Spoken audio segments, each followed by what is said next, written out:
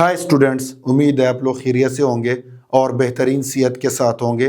जैसे कि आप लोग जानते हैं कि हम एनसीईआरटी क्लास 11 बायोलॉजी कोर्स पढ़ रहे हैं और हम chapter 8 cell the unit of life discuss कर रहे हैं। आज हमारा जो टॉपिक है वो बहुत ही इम्पॉर्टेंट है। आज हम दो टॉपिक्स डिस्कस करेंगे। सबसे पहले हम न्यूक्लियस को डिस्कस करेंगे और एट द एंड हम मैक्रो बॉडीज को डिस्कस करेंगे। तो सबसे पहले न्यूक्लियस को देखें। Nucleus as a cell organelle was first described by Robert Brown as early as 1831। Nucleus जो है ये सेल के अंदर सबसे पहले रॉबर्ट ब्राउन ने इसको डिस्कवर किया था 1831 में as organelle. Later the material of the nucleus stained by the basic dyes was given the name chromatin by Fleming. फिर बाद में जब इस न्यूक्लियस की स्टेनिंग की गई बेसिक डाइस के साथ, तो फिर इसमें जो कंटेंट है इस न्यूक्लियस में उसको क्रोमेटिन का नाम दिया गया। ये फ्लेमिंग ने इसको क्रोमेटिन का नाम दिया। ये देखिए, दिस इज दी क्रोमेटिन। तो ये न्यूक्लियस के अंदर क्या है? क्रोमेटिन है। तो ये क्रोमेटिन है। क्रोमेटिन किन चीज़ों पर मुश्तमिल होता है? ये आगे जो स्लाइड्स आ रहे हैं उसमें हम इस चीज़ को डिस्कस करेंगे। सो this is all the chromatin, जो कि इस पिक्चर में बहुत ही ज़्यादा क्लियर है। नेक्स्ट देखें, interphase nucleus. The interphase nucleus is nucleus of a cell where it is not dividing. अब एक ऐसा सेल जब वो डिवाइड ना हो रहा हो तो उस सेल में जो न्यूक्लियस होता है उसको हम क्या कहते हैं? इंटरफेज न्यूक्लियस कहते हैं। अब इंटरफेज कौन सा स्टेज होता है? देखिए, आप लोगों ने 9th में या 10th क्लास में जो माइटोसिस है उसको पढ़ा होगा, जो सेल का साइकिल है वो आप लोगों ने पढ़ा होगा। तो इसमें देखिए, जब सेल डिवाइड हो जाता है तो वो क्या हो जाता है? इसका G1 फेज शुरू हो जाता है, G1 के बाद S फेज और ये G2 फेज। तो ये जो सेल का सेल साइकिल में ये जो पीरियड है जिस दौरान ये सेल डिवाइड नहीं हो रहा, इसको हम क्या कहते हैं? इंटरफेस कहते हैं। माइटोसिस के दौरान फिर जो है सेल डिवाइड हो रहा होता है।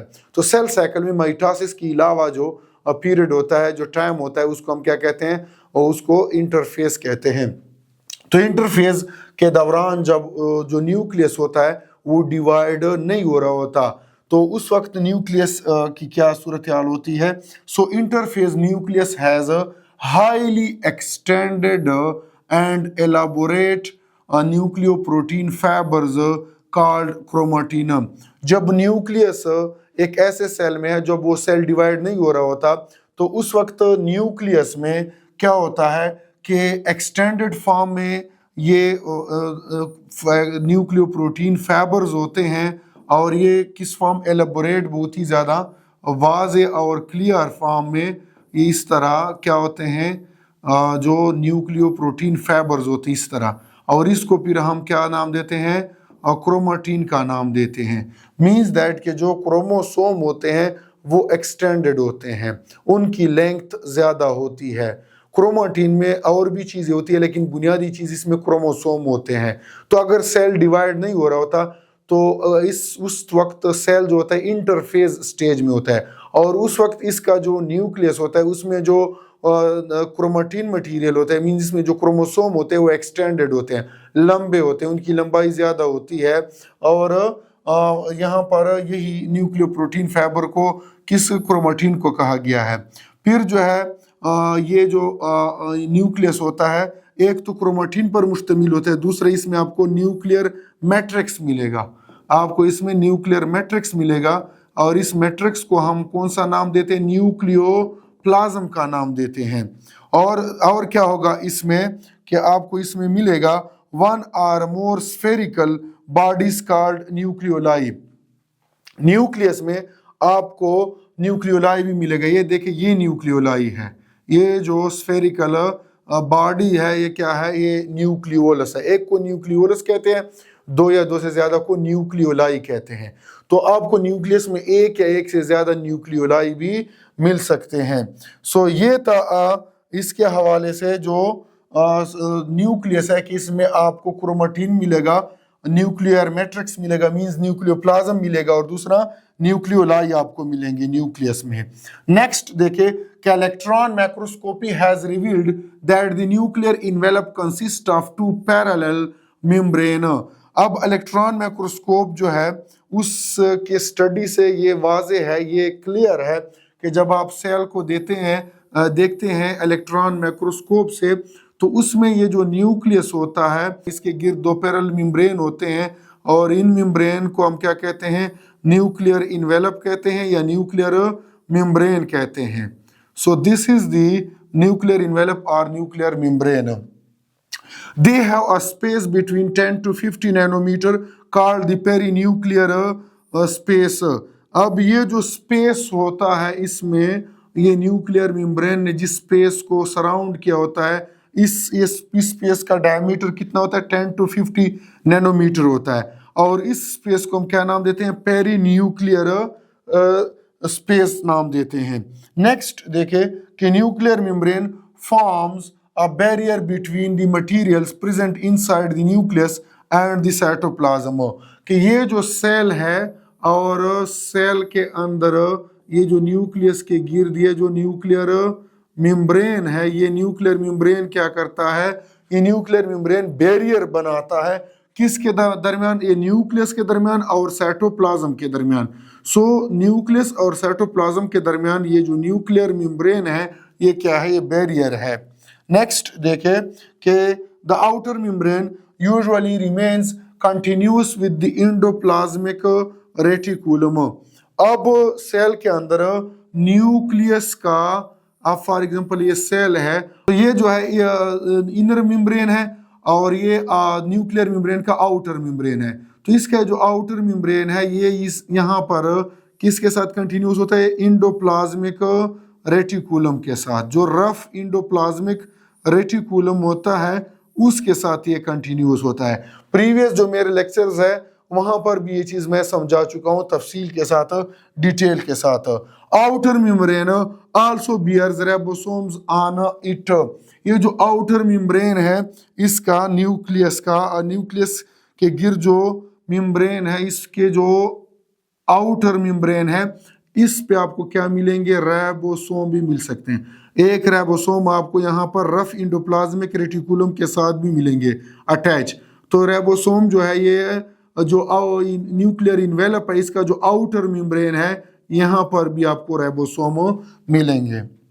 इसी तरह राइबोसोम आपको फ्री भी मिलेंगे सेल में। राइबोसोम आपको माइटोकॉन्ड्रिया में भी मिलेंगे, और प्लांट अगर सेल है तो माइटोकॉन्ड्रिया के साथ साथ क्लोरोप्लास्ट में भी आपको राइबोसोम मिलेंगे।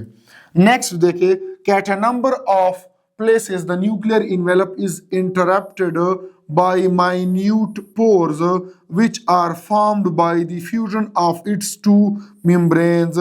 अब दोबारा देखें कि फॉर एग्जांपल ये सेल है और सेल के अंदर जो ये न्यूक्लियर इन्वेलप है इसमें न्यूक्लियर इन्वेलप क्या कर रहा है कि इसके जो दो मेम्ब्रेन है ये एक दूसरे के साथ फ्यूज हो रहे हैं। फिर फॉर एग्जांपल न्यूक्लियर इन्वेलप के जो दो मेम्ब्रेन है वो यहाँ पर फ्यूज हो रहे हैं, यहाँ पर भी फ्यूज हो रहे हैं। फिर ये जो न्यूक्लियर इन्वेलप के ये जो दो मेम्ब्रेन है ये यहाँ पर क्या हो रहे हैं, फ्यूज हो रहे हैं। तो जगह जगह पर ये जो न्यूक्लियर इन्वेलप है इसके जो मेम्ब्रेन है फ्यूज हो रहे हैं और ये पोर्स बना रहे हैं। इसमें पोर्स सुराख बन जाते हैं, और ये सुराख किस काम के लिए होते हैं, पोर्स किस काम के लिए होते हैं। These nuclear pores are the passages through which movement of RNA and protein molecules takes place in both direction between the nucleus and the cytoplasm। अब इन न्यूक्लियर पोर्स का ये फंक्शन होता है कि फॉर एग्जांपल अगर ये cell है और ये सेल के अंदर ये न्यूक्लियस पड़ा हुआ है तो ये जो सेल का ये साइटोप्लाज्म है और ये न्यूक्लियस है, तो न्यूक्लियस और साइटोप्लाज्म के दरमियान जो RNA और प्रोटीन्स का एक्सचेंज होता है। फॉर एग्जांपल आरएनए या प्रोटीन ने जाना है न्यूक्लियस में, या न्यूक्लियस से आरएनए या प्रोटीन ने आना है किसकी तरफ, साइटोप्लाज्म की तरफ। तो फिर ये जो पोर्स है, ये जो माइन्यूट पोर्स है, इनके थ्रू जो है चीजें न्यूक्लियस से साइटोप्लाज्म की तरफ आती है और साइटोप्लाज्म से चीजें न्यूक्लियस की तरफ जाती है इन पोर्स के थ्रू। नेक्स्ट देखे, normally there is only one nucleus per cell. Normally जो है तकरीबन एक ही न्यूक्लियस होता है एक सेल में, लेकिन but variations in the numbers of nuclei are also frequently observed. लेकिन ऐसे सेल भी हो सकते हैं जिसमें एक से ज्यादा न्यूक्लियस भी हो सकता है। वो कौन से सेल ऑर्गेनिज्म हो सकते हैं ये अभी इस स्लाइड में हम पढ़ते हैं कि can you recollect names of organisms that have more than one nucleus per cell. यहाँ पर एनसीईआरटी बुक जो क्वेश्चन पूछ रहा है कि क्या आप लोग ऐसे ऑर्गेनिजम्स के नाम बता सकते हैं जिनके सेल में एक से ज्यादा न्यूक्लियस हो। तो हाँ, बिल्कुल ऐसे ऑर्गेनिजम्स है। इसमें सबसे पहले नंबर पर ह्यूमन है। ह्यूमन के जो स्केलेटल सेल्स है, ऑस्टियोक्लास्ट जो सेल्स है, जो लीवर सेल्स है, इसमें आपको एक से ज्यादा न्यूक्लियस मिल सकते हैं। इसी तरह जो फंजाई है, ऐसे फंजाई भी आपको मिल सकते हैं जिनके एक सेल में ज्यादा न्यूक्लियस हो सकते हैं। इसी तरह प्रोटिस्ट में आपको ऐसे प्रोटोजोन या एल्गी मिल सकते हैं जिनके न्यूक्लियस में, जिनके सेल में एक से ज्यादा न्यूक्लियस आपको मिल सकता है। तो बिल्कुल ऐसे ऑर्गेनिजम्स है जिनके सेल में एक से ज्यादा न्यूक्लियस होते हैं। तो जरूरी नहीं है कि एक सेल में एक न्यूक्लियस होगा, बल्कि एक सेल में एक से ज्यादा न्यूक्लियस भी हो सकते हैं। नेक्स्ट देखिए, some mature cells even lack nucleus. अब कुछ मैच्योर सेल आपको ऐसे मिलेंगे कि उनमें न्यूक्लियस बिल्कुल होता ही नहीं है। वो कौन से सेल है कि फॉर एग्जांपल एरिथ्रोसाइट्स जो आरबीसीज है, रेड ब्लड सेल्स है of many mammals and sieve tube cells of vascular plants. यहाँ पर यह कहा जा रहा है कि जो एरिथ्रोसाइट है, रेड ब्लड सेल्स है, अक्सर बहुत सारे जो मैमल्स है उनके और जो सीव ट्यूब सेल्स है प्लांट्स के, इनमें न्यूक्लियस नहीं होता। अब यहाँ पर बुक ने क्वेश्चन पूछा है, would you consider these cells as living? क्या आप इन सेल्स को लिविंग कहेंगे कि नहीं? मैं बजाते खुद इन सेल्स को लिविंग नहीं कहूंगा, बल्कि टेक्निकली इनको सेल्स भी नहीं कहा जा सकता। जिस चीज में सेल न्यूक्लियस ना हो तो उनको सेल ही नहीं कहा जा सकता। बेशक अभी जो रेड ब्लड सेल्स है इनको लिटरेचर में आरबीसीज यानी रेड ब्लड सेल्स ही कहा जा रहा है, लेकिन एक्चुअली जो आरबीसीज है ये सेल्स नहीं है, इनका लेवल जो है सेल से कम है क्योंकि इनमें न्यूक्लियस नहीं होता। तो जिस चीज में, जिस पार्टिकल में, जिस सेल मेम्ब्रेन के अंदर न्यूक्लियस नहीं होगा वो जिंदा नहीं हो सकता और इसको आप सेल भी कंसीडर नहीं कर सकते टेक्निकली। नेक्स्ट देखें कि nucleoplasm in a nucleus. The nuclear matrix or the nucleoplasm contains nucleolus and chromatin. अब ये फॉर एग्जांपल ये जो न्यूक्लियस है, इस न्यूक्लियस में आपको क्या मिलेगा? न्यूक्लियस के साथ ये इंडोप्लाज्मिक रेटिकुलम है, रफ इंडोप्लाज्मिक रेटिकुलम है। तो ये जो न्यूक्लियस है इसमें आपको क्या मिलेगा? ये जो मैट्रिक्स मिलेगा जिसको हम न्यूक्लियोप्लाज्म कहते हैं। इस न्यूक्लियोप्लाज्म में आपको ये क्रोमैटिन भी मिलेगा, ये जो एक्सटेंडेड फॉर्म में जो न्यूक्लियो प्रोटीन फाइबर्स है ये क्रोमैटिन के हैं। और इसी तरह ये जो सेंटर में आपको स्फेरिकल स्ट्रक्चर ये आपको न्यूक्लियोलस भी मिलेगा। सो न्यूक्लियस में जो न्यूक्लियोप्लाज्म है या न्यूक्लियर मैट्रिक्स है इसमें आपको कौन सी चीजें मिलेगी? क्रोमैटिन मिलेगा और न्यूक्लियोलस मिलेगा। नेक्स्ट देखे न्यूक्लियोलस। जो सिंगुलर है वो न्यूक्लियोलस है और जो प्लूरल है वो न्यूक्लियोलाई है। मींस एक को न्यूक्लियोलस कहते हैं, दो या दो से ज्यादा को न्यूक्लियोलाई कहते हैं। The nucleoli are spherical structures present in the nucleoplasm. ये जो सेंटर में गोल बाल की तरह स्ट्रक्चर नजर आ रहा है ये क्या है? ये न्यूक्लियोलस है। ये इस न्यूक्लियस में एक भी हो सकता है, एक से ज्यादा भी हो सकते हैं। तो ये कहां पर पड़ा हुआ है? न्यूक्लियस में, न्यूक्लियोप्लाज्म में ये न्यूक्लियोलस पड़ा हुआ है एनसीईआरटी बुक के मुताबिक। नेक्स्ट देखें कि the contents of nucleolus is continuous with the rest of the nucleoplasm as it is not a membrane bound structure.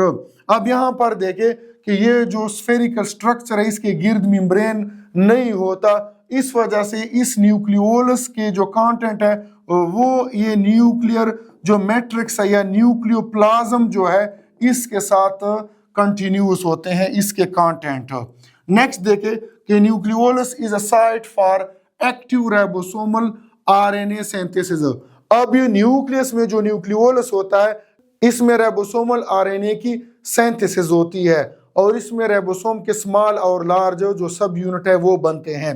Larger and more numerous nucleoli are present in cells actively carrying out protein synthesis. अब चूंकि हम जानते हैं कि जो protein synthesis होता है cell के अंदर उनके लिए राइबोसोम्स की जरूरत होती है और राइबोसोम बनते हैं न्यूक्लियस में, न्यूक्लियोलस में। तो जो न्यूक्लियस है इसमें आपको न्यूक्लियोलस जो होंगे ज्यादा मिलेंगे और बड़े साइज के मिलेंगे अगर एक सेल प्रोटीन सिंथेसिस ज्यादा कर रहा है। अगर एक सेल प्रोटीन सिंथेसिस ज्यादा कर रहा है तो उस सेल में जो न्यूक्लियस है उसके न्यूक्लियस में न्यूक्लियोलाई जो है वो आपको ज्यादा भी मिलेंगे और बड़े साइज की मिलेंगे, क्योंकि यही जो न्यूक्लियोलाई है ये क्या करेंगे, इसके जरिए जो राइबोसोम्स है उनकी सिंथेसिस हो गया और यही राइबोसोम फिर प्रोटीन सिंथेसिस में इन्वॉल्व होते हैं। नेक्स्ट देखिए कि chromatin in a nucleus. Nucleus में अब चूंकि शुरू में भी क्रोमेटिन के हवाले से डिस्कस किया गया, अब दोबारा क्रोमेटिन को देखें। You may recall that the interphase nucleus has a loose and indistinct network of nucleoprotein fibres called chromatin. आप लोगों को याद होगा कि जो यही चीज मैंने जो प्रीवियस शुरू में स्लाइड थी उसमें भी डिस्कस किया, अब दोबारा जो है बुक ने यहाँ पर डिस्कस किया है कि आप लोगों को याद होगा कि जो वो है इंटरफेज है, मींस वो स्टेज वो फेज सेल का जिस वक्त सेल डिवाइड नहीं हो रहा तो वहां पर आपको सेल में क्या मिलेगा, क्रोमेटिन मिलेगा। और क्रोमेटिन कैसे मिलेगा, क्योंकि क्रोमेटिन के जो फाइबर्स होते हैं वो इस स्टेज में इसी तरह लूज और एक्सटेंडेड पड़े होते हैं।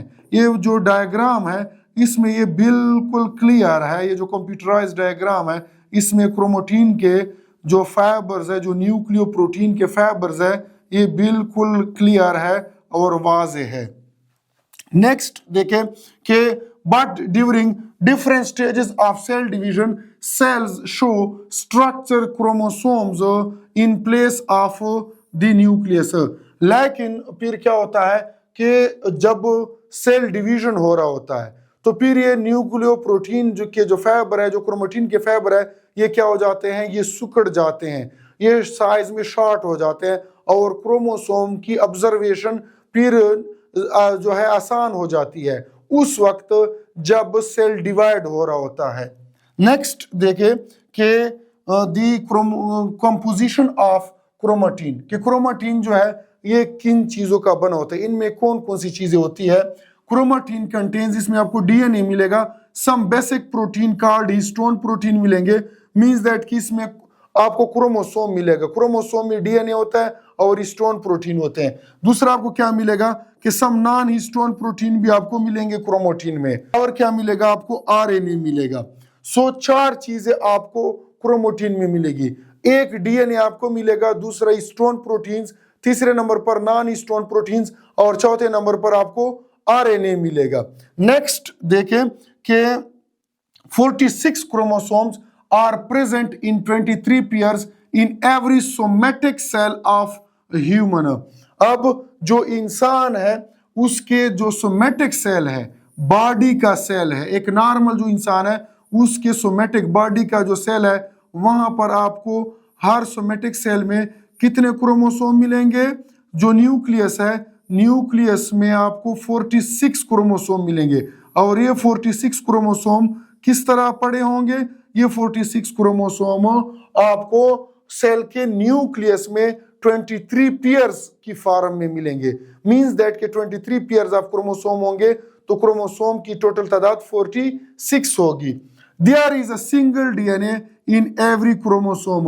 अब यहाँ पर हर क्रोमोसोम में आपको एक डीएनए मिलेगा, so there are 46 DNA in every somatic cell of human body.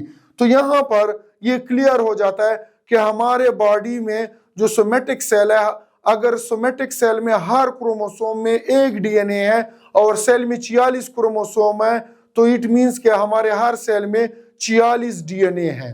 Her somatic cell में 46 डीएनए है।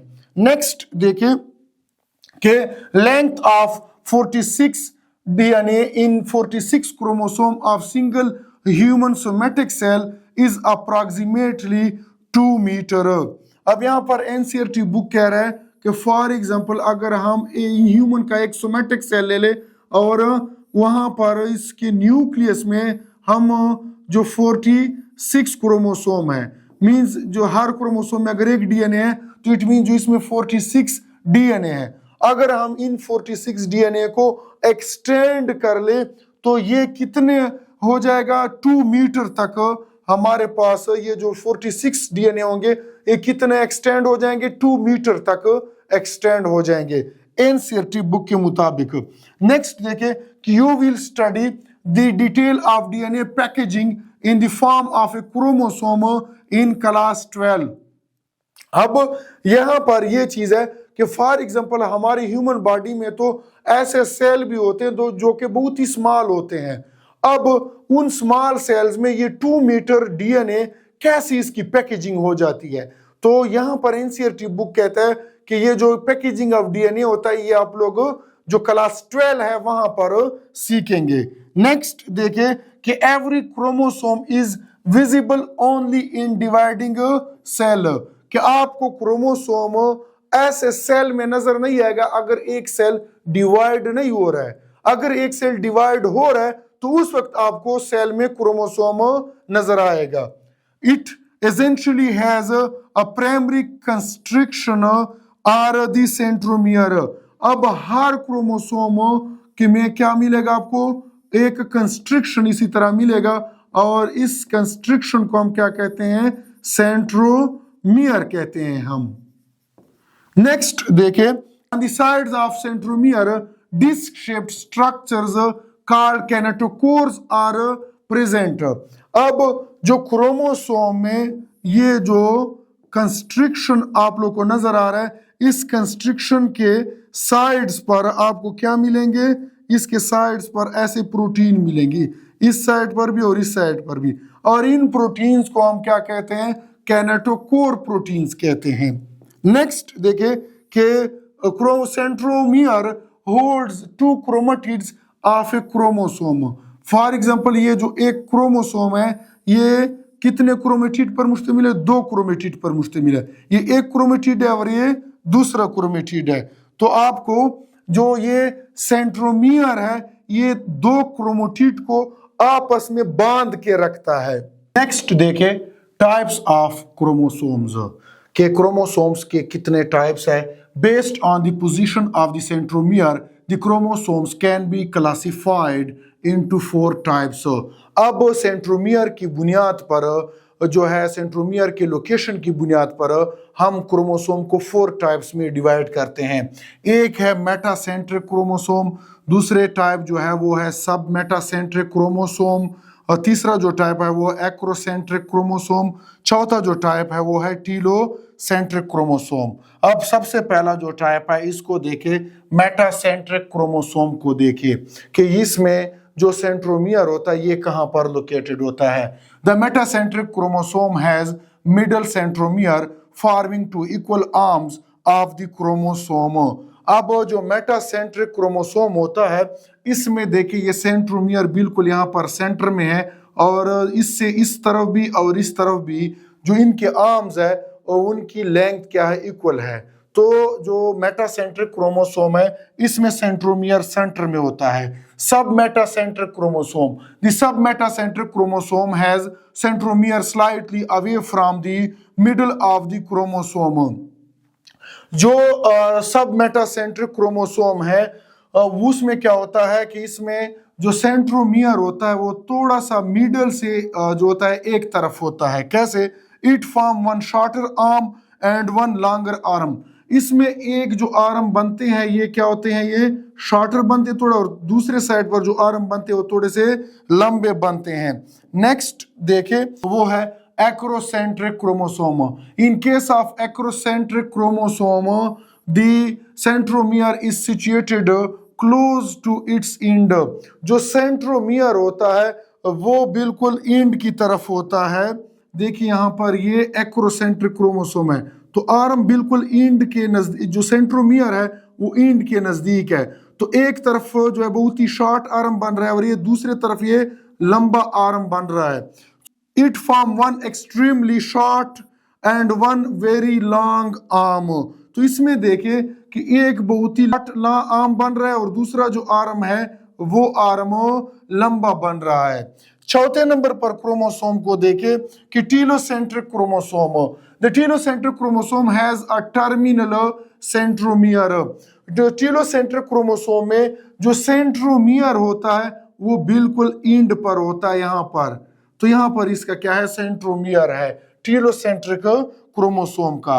अब थोड़ा सा इसमें तफसील है क्रोमोसोम के टाइप्स में कि sometimes a few chromosomes have non staining secondary constriction at a constant location.